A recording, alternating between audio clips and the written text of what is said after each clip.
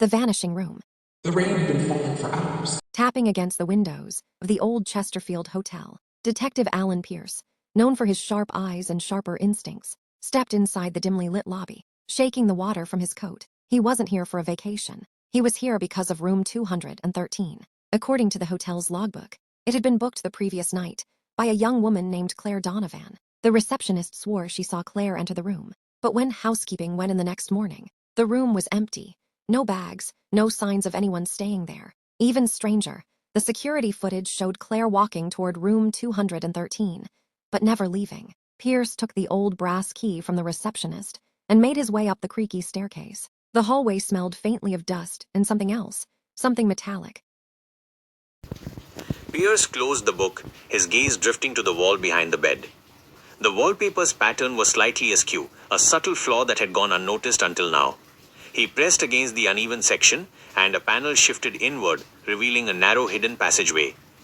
The air was thick with the scent of mildew and damp stone. Pierce followed the passage, the floorboards groaning under his weight, until he reached a door with no handle. A faint rhythmic thumping, like a heartbeat, emanated from behind it.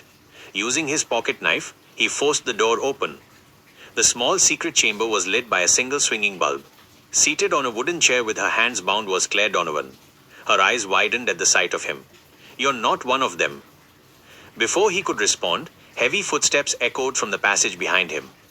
Pierce turned to see the hotel's manager, Mr. Greaves, standing there with a cold, fixed smile. "You shouldn't have found this place, Detective," Greaves said, his voice calm yet menacing. "Curiosity can be fatal." Pierce's hand instinctively went to his coat pocket, where his revolver lay. "Let her go." Greaves didn't move. "The guests who disappear here, they all go through that door," he said, pointing to the far wall. "They don't come back. Neither will you." Pierce glanced at the wall. There was another door, black iron and slightly ajar. A low mechanical hum like machinery turning in the dark came from within. He took a step forward, aiming his revolver at Greaves. "Last chance." Greaves chuckled, then lunged. Pierce fired, the single shot echoing like thunder in the small room. Greaves collapsed, blood spreading across the dusty floor. Pierce rushed to free Claire. "What's through that door?" he asked. She shook her head, terrified.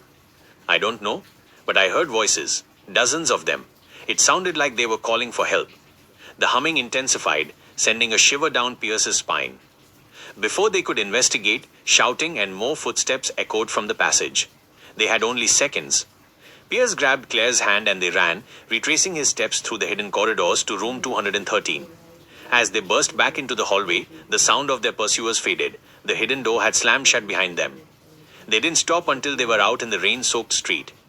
Later at the police station, Claire recounted her story. She had checked into the Chesterfield after hearing rumors of disappearing guests, found the secret panel, and was caught by Greaves before she could escape.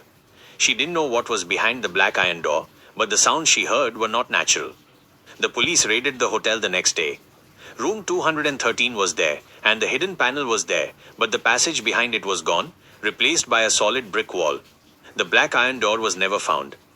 Pierce kept the leather notebook as evidence.